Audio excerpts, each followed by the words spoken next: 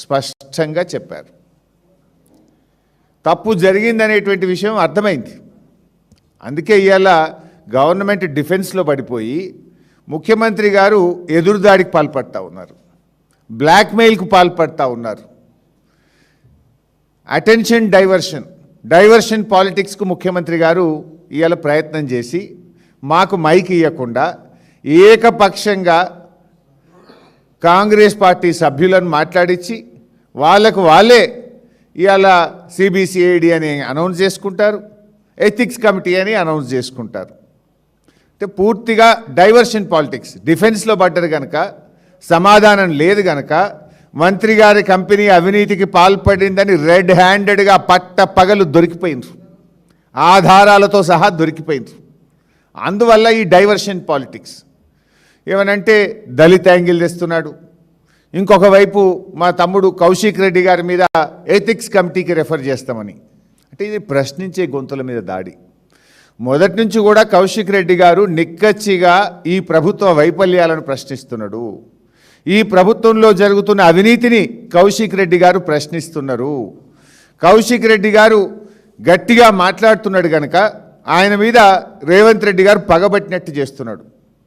పోలీసులను పెట్టి కౌశిక్ రెడ్డి గారి ఇంటి మీద దాడి చేయించారు. ఇవాళ కౌశిక్ రెడ్డి గారి మీద సిబిసిఐడి ఎంక్వైరీ వేసినారు. కౌశిక్ రెడ్డి గారి మీద అనేక అక్రమ కేసులు పెట్టినారు. మీరు పెట్టిన కేసులు అక్రమ కేసులని కోర్టులే రిమాండ్ చేయకుండా కౌశిక్ రెడ్డి గారికి పలుమార్లు బెయిల్ ఇచ్చింది. అంటే ఉద్దేశపూర్వకంగా కౌశిక్ రెడ్డి గారి మీద ఈరోజు దాడి జరుగుతూ ఉంది. ఈ దాడి కౌశిక్ రెడ్డి గారి మీద కాదు, ఈ దాడి ప్రశ్నించే గొంతుల మీద దాడి, ఈ దాడి ప్రజాస్వామ్యం మీద దాడి. ఇవాళ ఎథిక్స్ కమిటీకి రెఫర్ చేస్తున్నానని ముఖ్యమంత్రి గారు మాట్లాడుతున్నారు. అసలు ఎథిక్స్ కమిటీకి రెఫరెంట్ చేయాలంటే అనాగరిక భాషలో అసెంబ్లీలో మాట్లాడిన రేవంత్ రెడ్డిని మొట్టమొదలు ఎథిక్స్ కమిటీకి రెఫర్ చేయాలి. బడ్వానే లాంటి భాష మాట్లాడినావు కదా, నోటితో నేను చెప్పలేనటువంటి ఉచ్చరించలేని భాషలో మాట్లాడిన రేవంత్ రెడ్డి ఫస్ట్ ఎథిక్స్ కమిటీకి రెఫర్ చేయాలి. నువ్వు అసలు ఫస్ట్ శాసనసభ సభ్యత్వానికి అనర్హత వేటు వేయాల్సి వస్తే ముందు రేవంత్ రెడ్డి గారి మీద అనర్హత వేటు వేయాలి. You are the first person to expel. ఇది ఎట్లున్నది, నువ్వే దొంగ అన్నట్టు ఇవాళ మీరు గొంతు బిగ్గర చేసుకొని మా మైకులు ఇవ్వకుండా ఇవాళ మా కౌశిక్ రెడ్డి గారి మీద పగబట్టి ఉద్దేశపూర్వకంగా ఒక కక్షతోని ఇవాళ ఎథిక్స్ కమిటీకి రెఫర్ చేసిండ్రు అనేది రాష్ట్ర ప్రజలకు అందరికీ అర్థమవుతా ఉంది. వీళ్ళకేదో దళితుల మీద ప్రేమ ఉందని పెద్ద ఉద్ధరించినట్టు మాట్లాడుతున్నాడు. అసలు మేము కదా, గౌరవనీయులు కేసీఆర్ కదా, భారతదేశంలో ఎస్సీ ఎస్టీ ఎస్డిఎఫ్ డబ్బులు ల్యాబ్స్ కావద్దు, ఏదైనా ఒక సంవత్సరంలో ఖర్చు పెట్టకపోతే దాన్ని క్యారీ ఫార్వర్డ్ చేయాలని ఈ భారతదేశంలో చట్టం తెచ్చిన తొలి ప్రభుత్వం కేసీఆర్ గారి ప్రభుత్వం. కేసీఆర్ గారి చట్టం తెచ్చినాక దేశంలో 10 రాష్ట్రాలు మన చట్టాన్ని తీసుకుపోయి ఆ చట్టాన్ని దేశం మొత్తం కూడా అనేక రాష్ట్రాలు కాపీ పేస్ట్ చేసుకొని ఇతర రాష్ట్రాల్లో అమలు చేసినారు. దళిత గిరిజనుల గురించి నిజాయితీగా ఆలోచించి ఒక చట్టం తెచ్చింది బీఆర్ఎస్ ప్రభుత్వం. కేసీఆర్ గారు కదా ఈ దేశంలో ఎవరు ఆలోచించని విధంగా ఆలోచించి దళిత బంధు పథకాన్ని తెచ్చింది కేసీఆర్ గారు కదా. అది నువ్వేం చేసినావు రేవంత్ రెడ్డి?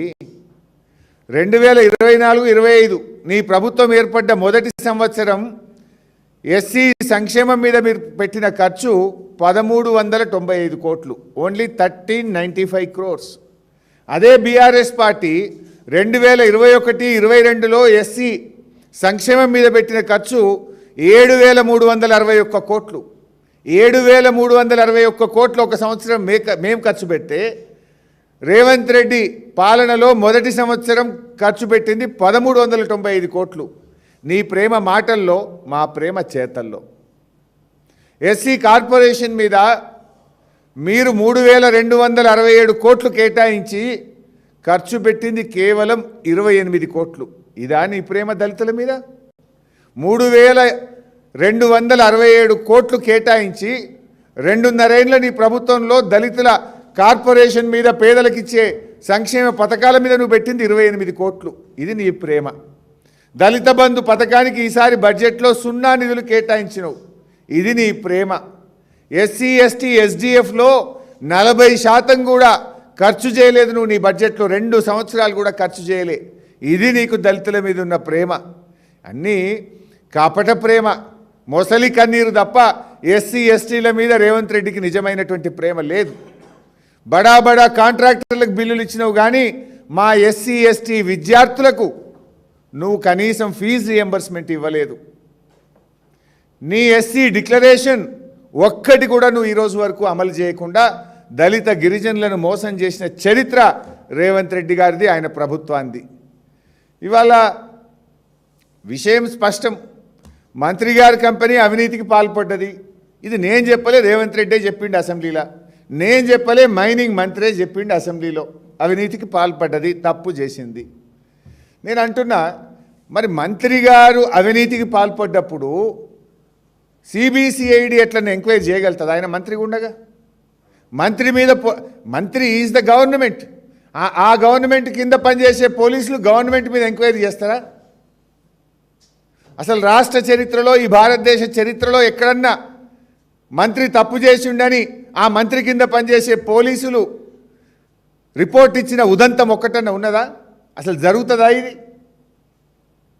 అందుకే మేమేమన్నాము, మంత్రి గారిని డిస్మిస్ చేయాలి, లేదా సిబిసిఐడి ఎంక్వైరీ కాదు, సిట్టింగ్ జడ్జి చేత విచారణ జరపండి, అసెంబ్లీలో హౌస్ కమిటీ వేయండి అని మేము డిమాండ్ చేసినాం.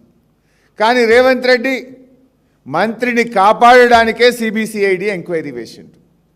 మంత్రిని కాపాడడం కోసమే సిబిసిఐడి ఎంక్వైరీ.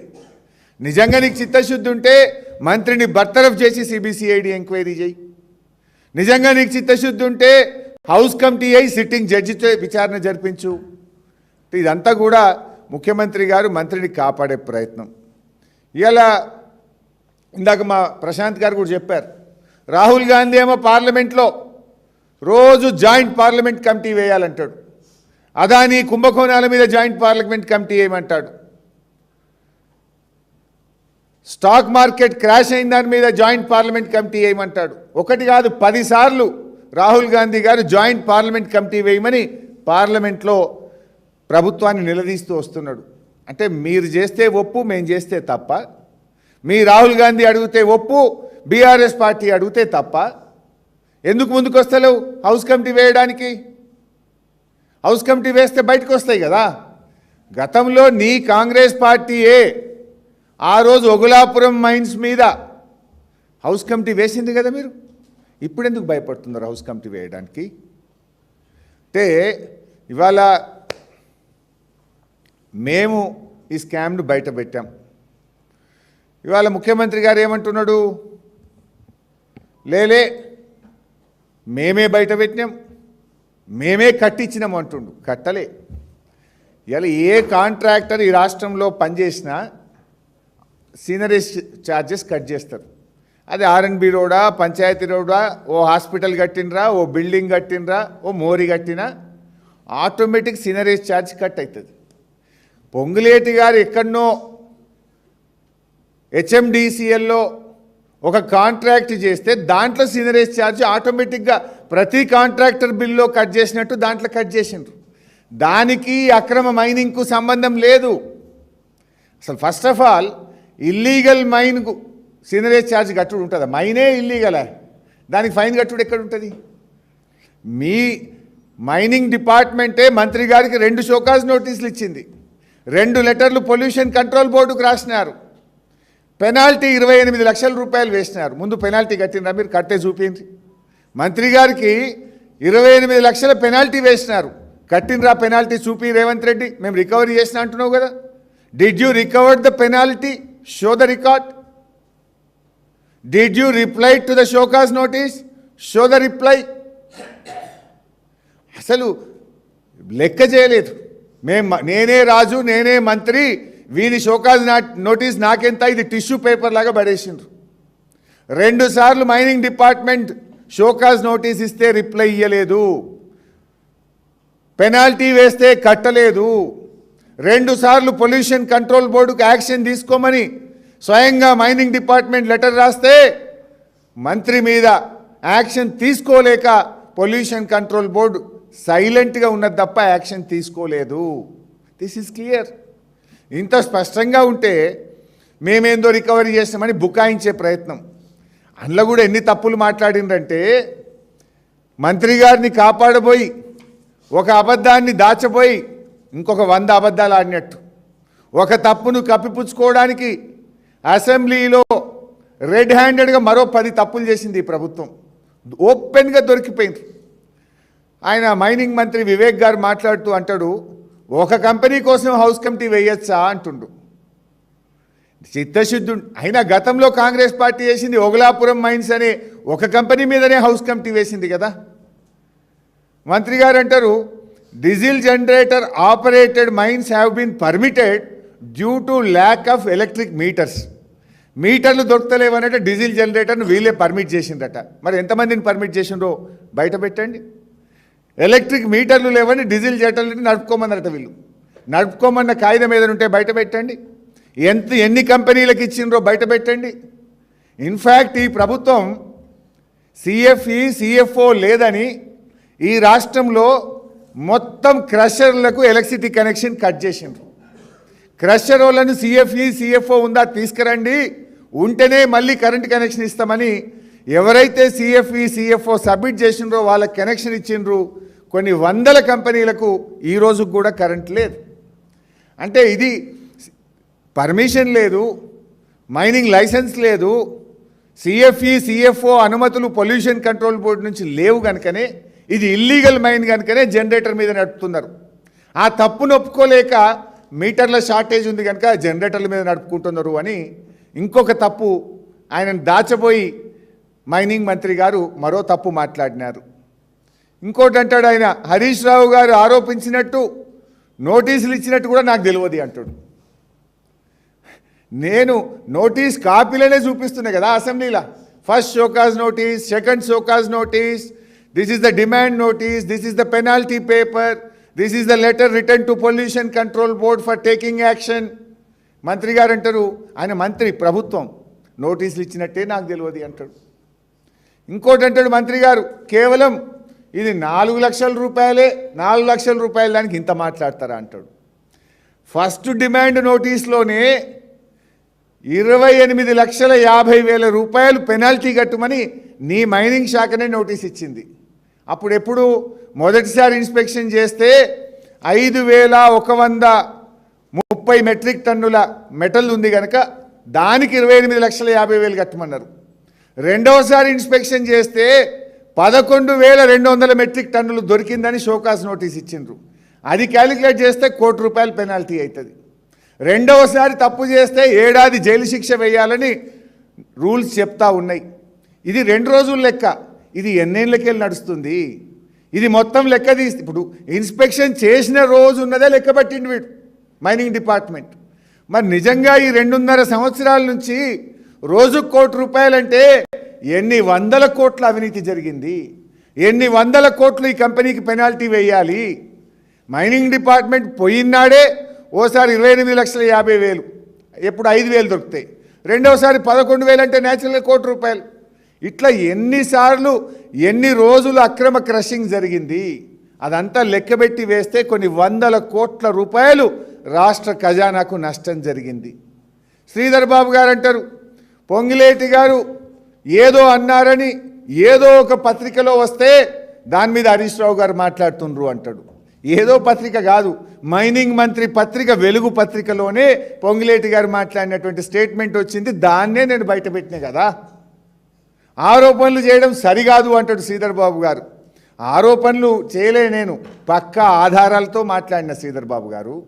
అంటే పాపం వాళ్ళకి ఏం అర్థం కాక గడబడ పొన్నం ప్రభాకర్ అంటాడు, అరే ఇవాళ ఎట్లా మాట్లాడతాడు హరీష్ రావు, అసలు మైనింగ్ ఎజెండానే లేదు ఇవాళ అంటాడు.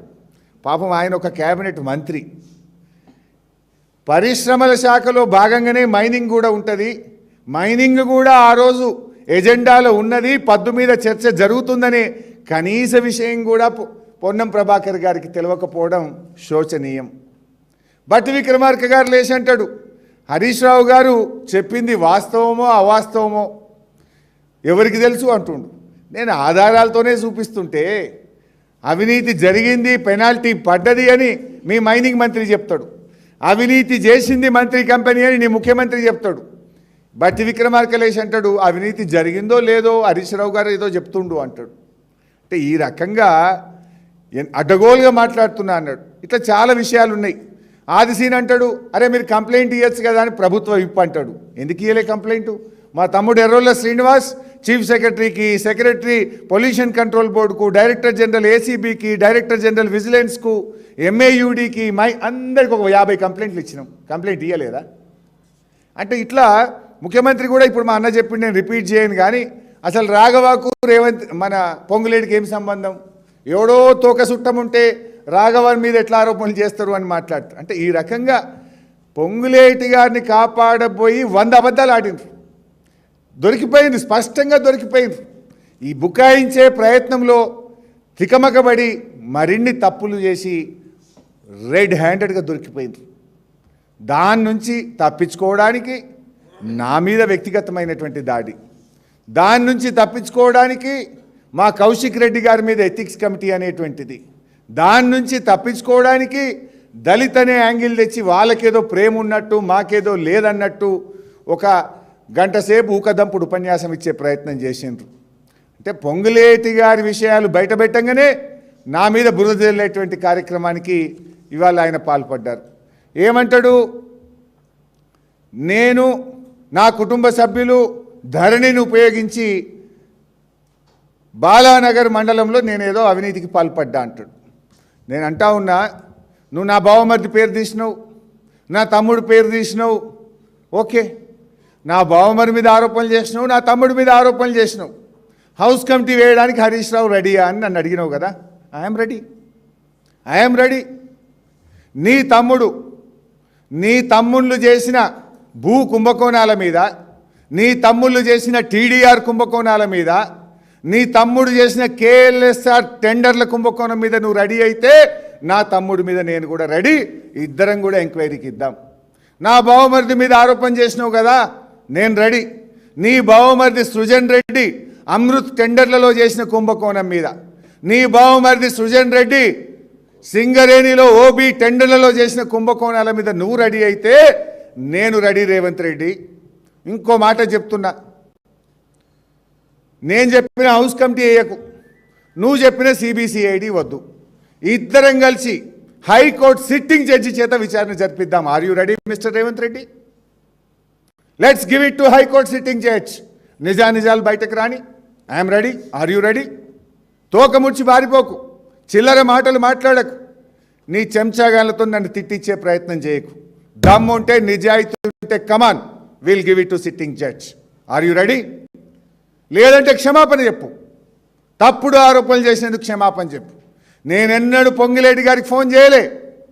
ఒకసారో 2 సార్లు మాట్లాడితే బీఆర్ఎస్ హయాంలో పేదలకు గృహలక్ష్మి ఇండ్లు ఇచ్చాం, ఆ ఇండ్లకు బిల్లులు రావడం లేదు, వేలాది మంది ఇబ్బంది పడుతున్నారు, ఆ గృహలక్ష్మి పైన ఒక నిర్ణయం తీసుకోండి అని మాట్లాడమే తప్ప ఏ రోజు ఏ ఫేవర్ కోసమో ఏ పని కోసమో ఏనాడు కూడా ఫోన్ చేయలేదు. ఆ చేసే చరిత్ర మాకు లేదు. నీకుండొచ్చు, నీ మంత్రులకు ఉండొచ్చు, కానీ మాకు అటువంటిది లేదు. అదేవిధంగా మొన్న ముఖ్యమంత్రి గారు అసెంబ్లీలో మాట్లాడుతూ కేటీఆర్ గారు, హరీష్ రావు గారు, మీరు రాతపూర్వకంగా లెటర్ రాయండి, నేను హౌస్ కమిటీ వేయడానికి రెడీ, ఏ విచారణ మీదైనా ఎంక్వైరీ చేయడానికి రెడీ అని అసెంబ్లీలో రేవంత్ రెడ్డి గారు మాట్లాడారు. రేవంత్ రెడ్డి గారు నువ్వే మాట్లాడినావు కదా అసెంబ్లీలో, హరీష్ రావు గారు, కేటీఆర్ గారు మీరు ఇద్దరు లెటర్ రాయండి అన్నావు. మేము ఇద్దరం ఎందుకు? మొత్తం బీఆర్ఎస్ పార్టీ ఎమ్మెల్యేలం అందరం సంతకాలు పెట్టి అలా లెటర్ రాసినాం. మొత్తం బీఆర్ఎస్ ఎల్పీ తరఫున రాసినాం లెటర్. గౌరవనీయులు మా ఎమ్మెల్యేలు వివేక్ గారు, కోవా లక్ష్మి గారు, మాణిక్రావు గారు, అనిల్ జాదవ్ గారు ముఖ్యమంత్రి గారికి లెటర్ ఇవ్వడానికి ముఖ్యమంత్రి ఛాంబర్కి పోయింది. ఈరోజు ఈ స్కామ్ల మీద అవినీతి జరపండి, నువ్వు అసెంబ్లీలో అడిగినావు కదా, నువ్వు అడిగిన ప్రకారంగా ఇగో ఈ లేఖ రాస్తున్నాం, ఈ లేఖ మీద విచారణ జరపండి రేవంత్ రెడ్డి గారు అని చెప్పి ఈ లేఖ ఇవ్వడానికి మేము 4 ఎమ్మెల్యేలం మా పార్టీ తరఫున ముఖ్యమంత్రి గారి ఆఫీస్లో అసెంబ్లీలో వెళ్ళారు. వెళ్తే లోపలికి వెళ్ళి అటెండర్ గారు బీఆర్ఎస్ ఎమ్మెల్యేలు వచ్చారు, మిమ్మల్ని కలుస్తారట ముఖ్యమంత్రి గారు అంటే బట్టి విక్రమార్క గారు లోపల నుంచి బయటకు వచ్చిండ్రు. ముఖ్యమంత్రి గారు బిజీ ఉన్నారు, అసెంబ్లీ అయిపోయిన ఇంకా కలుస్తారు, ఇప్పుడు కలవరు అని చెప్పి పంపించిండ్రు మా ఎమ్మెల్యేలను. నువ్వు కలవరని పంపిస్తే మేము ఊరుకోలేదు. అసెంబ్లీలోనే మాట్లాడి స్పీకర్ గారి ద్వారా వీటి మీద విచారణ జరపాలని చెప్పి అసెంబ్లీలోనే ముఖ్యమంత్రి గారికి ఈ లేఖ పంపించాం. ఈ లేఖ అసెంబ్లీలోనే పంపించాం. మేమేమడుగుతున్నాం, ఇవాళ ముఖ్యమంత్రి గారు నువ్వు అంతా పారదర్శకంగా ఉన్నా ఏ విచారణకైనా సిద్ధం అని మాట్లాడినావు కదా, కమాన్. మేము 20 స్కామ్ల మీద ఈరోజు ముఖ్యమంత్రి గారికి లేఖ పంపాం. సివిల్ సప్లై స్కామ్, అమృత్ టెండర్ల scam, KLSR scam, Naini coal block scam, Singareni OB టెండర్ల scam, NTPC thermal power scam, HCU భూముల స్కామ్, లగచర్ల ల్యాండ్ స్కామ్, 1 కోటి ఎకరాలు నిషేధిత జాబితాలో పెట్టి నచ్చిన వాళ్ళై లెక్క కుదిరిన వాళ్ళై తీసేసేటువంటి స్కామ్, అదేవిధంగా ఎక్సైజ్ డిపార్ట్మెంట్లో మైక్రో బ్రీవరీ స్కామ్, హ్యామ్ రోడ్ల scam, TDR scam, young India school scam, 4th city scam, HILTP scam, అక్రమ mining scam, Deccan cement scam, Manchirevula దేవాదాయ భూముల కుంభకోణ స్కామ్. వీటన్నిటి మీద విచారణ జరపాలని మా ఎమ్మెల్యేలు మేమందరం సంతకాలు పెట్టి ఈ లేఖ ముఖ్యమంత్రి గారికి పంపినాం. ముఖ్యమంత్రి గారు, నువ్వు అంత సత్యహరిశ్చంద్రుడు అయితే, నువ్వు తప్పు చేయకపోతే, నువ్వు మాట మీద నిలబడే మనిషివైతే, నీలో చీము నెత్తురుంటే నువ్వు అసెంబ్లీలో చెప్పిన దాని ప్రకారంగా దీని మీద సిట్టింగ్ జడ్జితో విచారణ జరుపు. కమాన్, సిట్టింగ్ జడ్జితో విచారణ జరుపు, లేదా హౌస్ కమిటీ వేయి. నువ్వు తప్పు చేయకపోతే ఎందుకు భయపడుతున్నావు? తప్పు చేయకపోతే ఎందుకు తోక ముడుస్తున్నావు? మాట మీద నిలబడవా నువ్వు? అసెంబ్లీలో కదా నువ్వు హామీ ఇచ్చింది. మా ఇద్దరినే కదా ఉత్తరం రాయమన్నది. ఇద్దరం కాదు, మొత్తం మంది ఎమ్మెల్యేలను కలిపి ఉత్తరం రాసినాం. కమాన్, ఈ 20 స్కామ్ల మీద ముందుకు రా, దీని మీద సిట్టింగ్ జడ్జి చేత విచారణ జరుపు. నిజాయితీ ఉంటే, నువ్వు తప్పు చేయకపోతే దీని మీద ముందుకు రా. నువ్వు ఎన్ని డైవర్షన్ టాక్టిక్స్ చేసినా ఈ స్కామ్ వదలం. ఈ 20 స్కామ్ల మీద కూడా మేము పోరాడతాం. మైనింగ్ స్కామ్ మీద పోరాడతాం. ఈ 20 స్కామ్ల మీద కూడా రాష్ట్ర ప్రభుత్వ ఖజానాకు నష్టం జరగకుండా, ఈ రాష్ట్రానికి నష్టం జరగకుండా, తప్పు చేసిన వారికి శిక్ష పడేదాకా కూడా మేము పోరాడుతూనే ఉంటాం. మైక్ ఇవ్వకుండా అసెంబ్లీ ఒక మాక్ అసెంబ్లీ అయిపోయింది. అసలు మాకు మైకే ఇయ్యరు. 4.5 గంటలు నిలబడ్డాము. గొంతు పోయేదాకా మైక్ ఇవ్వండి అన్నాం. మేము మా సీట్లో కూర్చుంటాం, మాకు మైక్ ఇవ్వండి అన్నాం. మా దిక్కు చూసులు లేదు, మాకు మైక్ ఇచ్చులు లేదు. నిజమైన అసెంబ్లీ నడిపే పద్ధతిదా? ప్రతిపక్షాల గొంతు నొక్కడమేనా? ఇదే రకమైనటువంటి పద్ధతి అని నేను అడుగుతా ఉన్నాం. హౌస్ కమిటీ అడిగితే తప్ప, ప్రజాధనం దుర్వినియోగం చేస్తుంటే మేము దాన్ని ప్రశ్నించడం తప్ప. ఇది ఎట్లుందంటే ముఖ్యమంత్రి గారికి ఒక భయం. పొంగులేటి గారికి ముఖ్యమంత్రి గారి మధ్య వాటాలు ఉంటాయి. ఏ ల్యాండ్ స్కామ్ జరిగినా 50-50, 30% తీసుకుంటారు ల్యాండ్ క్లియర్ చేయాలంటే. 30లో 50 ముఖ్యమంత్రికి, 50 రేవంత్ ఈ పొంగులేటికి శరసగం పంచుకుంటారు. అందువల్ల ఆయనను ఈయన కాపాడుతాడు, ఈయనను ఆయన కాపాడుతాడు. ఆయన మీద హౌస్ కమిటీ వేసే ధైర్యం ముఖ్యమంత్రికి లేదు. హౌస్ కమిటీ వేస్తే వీళ్ళ స్కామ్లన్నీ బయటకు పడతాయి, వీళ్ళ దందాలన్నీ బయటకు పడతాయి. ఎందుకంటే ఇవాళ ఆ రోజు ఏం చెప్పింది కాంగ్రెస్ పార్టీ? మేము అధికారంలో వస్తే నిషేధిత జాబితాలోని భూములన్నీ తీసేస్తామని ఎన్నికల ముందు రోజు ఉపన్యాసాలు ఇచ్చిండ్రు. ఇవాళ ఏం చేసిండ్రు? 1 కోటి ఎకరాలు నిషేధిత భూములను నిషేధిత జాబితాలో పెట్టిండ్రు. 1 కోటి ఎకరాలు పెట్టిండ్రు. ఇవాళ ఏమైంది? సెటిల్మెంట్ అయితే తీసేసుడు, లేకపోతే పెట్టుడు. 1 కోటి ఎకరాలు పెట్టిండ్రు. దీని వెనుక ముఖ్యమంత్రి హస్తం ఉంది. ముఖ్యమంత్రి పొంగులేటి ఇద్దరు కలిసి కూడబలుక్కొనే ఇవాళ భూములు కొల్లగొడతా ఉన్నారు. పేదల రక్త మాంసాలు బీలిస్తూ ఉన్నారు. త్వరలోనే ఇంకో భూ కుంభకోణం కూడా బయట పెట్టబోతున్నా. వీళ్ళిద్దరు కలిసి ఏ రకంగా చేస్తున్నా కొన్ని వందల కుంభకోణాలు ఉన్నాయి. ఆధారాలతో సహా ఒక భూ కుంభకోణాన్ని త్వరలోనే బయట పెట్టబోతా ఉన్నా. అది ఎట్లా చేసిండ్రో, ఏం చేసిండ్రో అన్నీ చెప్తా. ఎందుకంటే ఇలా పొంగులేటిది రేవంత్ రెడ్డిది ఫెవికాల్ బంధం. ఇవాళ కొడంగల్ నారాయణపేట లిఫ్టు ముఖ్యమంత్రి నియోజకవర్గం టెండర్ ఎవరికి ఇచ్చిండు? కొడంగల్ నారాయణపేట లిఫ్ట్ టెండరు పొంగులేటికే కదా నువ్వు ఇచ్చింది. మీ బంధం అంత గట్టిది. నీ నియోజకవర్గంలో వేల కోట్ల రూపాయల టెండర్ ఇదే పొంగులేటి కంపెనీకే ఇచ్చినావు కదా. అంటే మీ ఇద్దరి మధ్య ఎంత బంధం ఉందో అర్థమవుతలేదా? మూసీ నీకు ఇష్టమైన ప్రాజెక్టు కదా మూసీ. ఆ మూసీకి మంచినీళ్ళు తెచ్చే, కాళేశ్వరం నీళ్లు తెచ్చే టెండర్ ఎవరికి ఇచ్చినావు? పొంగులేటికే ఇచ్చినావు కదా. నీ కలల ప్రాజెక్టు మూసీ టెండరు పొంగులేటికే ఇచ్చినావు. నీ నియోజకవర్గ కొడంగల్ నారాయణపేట లిఫ్ట్ వేల కోట్ల టెండరు పొంగులేటికే ఇచ్చినావు. ఇక నువ్వు పొంగులేటి మీద యాక్షన్ తీసుకుంటావు అంటే ఎవరు నమ్మాలి? మీ ఇద్దరి మధ్య ఉన్న బంధం అంతా ఇంత కాదు కదా. అన్నీ తెలుసు, బయట పెట్టాం ఇడిచిపెట్టాం. ఇకపోతే ఏ తప్పు జరగలేదంటారు. ఏ తప్పు జరగకపోతే ఎందుకంత భయపడుతున్నారు? ఇవాళ ఇవి 2 లెటర్లు. మైనింగ్ డిపార్ట్మెంటు ఇది ఇల్లీగల్ క్రషర్, ఈ క్రషర్ను మూసివేయండి, ఈ క్రషర్ మీద చర్యలు తీసుకోండి అని మైనింగ్ డిపార్ట్మెంటు పొల్యూషన్ కంట్రోల్ బోర్డుకు 8 నెలల కింద ఉత్తరం రాసింది. 8 నెలల నుంచి గడ్డి బిక్తుండ్రా, గాడిద పనులు తోముతుండ్రా, మేమే బయటకు పెట్టినా అంటున్నావు కదా రేవంత్ రెడ్డి. 8 నెలల కింద ఈ ఇల్లీగల్ క్రషర్ రాఘవ క్రషర్ మీద చర్య తీసుకోమని మైనింగ్ డిపార్ట్మెంట్ పొల్యూషన్ కంట్రోల్ బోర్డుకు రాస్తే నిద్రపోతుందా పొల్యూషన్ కంట్రోల్ బోర్డు? మంత్రి గారు దాన్ని భయపడుతుందా, నిద్రపోతుందా? అదే మా పటాన్ చెరువు ఎమ్మెల్యే మైపాల్ రెడ్డి గారి తమ్ముడిని రాత్రికి రాత్రి అరెస్ట్ చేసి 4 రోజులు జైల్లో పెడతారు. మంత్రి గారు క్రషర్ అయితే అటు పోవడానికి భయపడతారా? ఇది కాదా? ఈ డాక్యుమెంట్లు నిజాలు కావా? తర్వాత మేం బయట పెట్టినాం. ఎప్పుడొచ్చింది లెటరు? సీనరేజ్ ఛార్జెస్ కట్టినాము. This is the document. ఇది కూడా ఎప్పుడొచ్చింది? హెచ్ఆర్డీసీఎల్కు పొంగులేటి కంపెనీ పోయి మేము సీనరేజ్ కట్టిన ఒక కాపీ ఇవ్వండి, డాక్యుమెంట్ ఇవ్వండి అని అట్టుకొచ్చిండ్రు. దేనికి సీనరేజు? ఏ క్రషర్ సీనరేజు? ఈ క్రషర్ నుంచి కోత్వాల్ కూడా క్రషర్ నుంచి పోయినట్టు 0 పర్మిట్లు ఉన్నాయా? కోత్వాల్ కూడా నుంచి తీసుకువెళ్తే మైనింగ్ డిపార్ట్మెంట్కు నెల మీరు ఎన్ని మెట్రిక్ టన్నులు తీశారు, ఎన్ని మెట్రిక్ టన్నులు ఎక్కడ సప్లై చేశారో ప్రతి నెల మైనింగ్ డిపార్ట్మెంట్కు రిపోర్ట్ ఇవ్వాలి. ఇచ్చిండ్రా? ఏదీ లేదు. ఇది క్రషరే ఇల్లీగలే.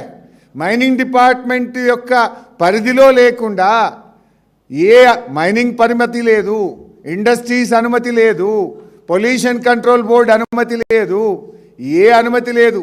ఆడ కాంగ్రెస్ పార్టీ జెండా పెట్టిండ్రు, రాఘవ కన్స్ట్రక్షన్ అని రాసిండ్రు. నేనే రాజు, నేనే మంత్రి, నన్నెవడు అడిగేటోడు అనే విధంగా ఇష్టారీతిగా 100 కోట్ల రూపాయలు మీరు కొల్లగొట్టారు. అందుకే మేము స్పష్టంగా చెప్తున్నాం, ఇవాళ నిష్పాక్షికమైన విచారణ జరగాలంటే వెంటనే పొంగులేటి శ్రీనివాసరెడ్డి గారు రాజీనామా చేయాలి. లేదంటే ఆయనను వెంటనే బర్తరఫ్ చేస్తేనే నిష్పాక్షికమైన విచారణ జరగడానికి అవకాశం ఉంటుంది. అదర్వైజ్ సిబిసిఐడి అనేది రేవంత్ రెడ్డి జేబు సంస్థ, అది ప్రభుత్వానికి జేబు సంస్థ. సిబిసిఐడి ఏదో విచారణ మంత్రి మీద జరుపుతుంది, నిజాలు బయటకు తీస్తుంది అనేటువంటిది అంత డొల్ల. చరిత్రలో ఎక్కడ కూడా అటువంటి ఉదంతం లేదు. నిజాయితీగా జరగాలంటే, అన్ని విషయాలు బయటకు రావాలంటే సిట్టింగ్ జడ్జి చేత విచారణ జరపండి, మంత్రి గారిని బర్తరఫ్ చేయండి, హౌస్ కమిటీ వేయడానికి ముందుకు రావాలని బీఆర్ఎస్ పార్టీ పక్షాన డిమాండ్ చేస్తున్నాం.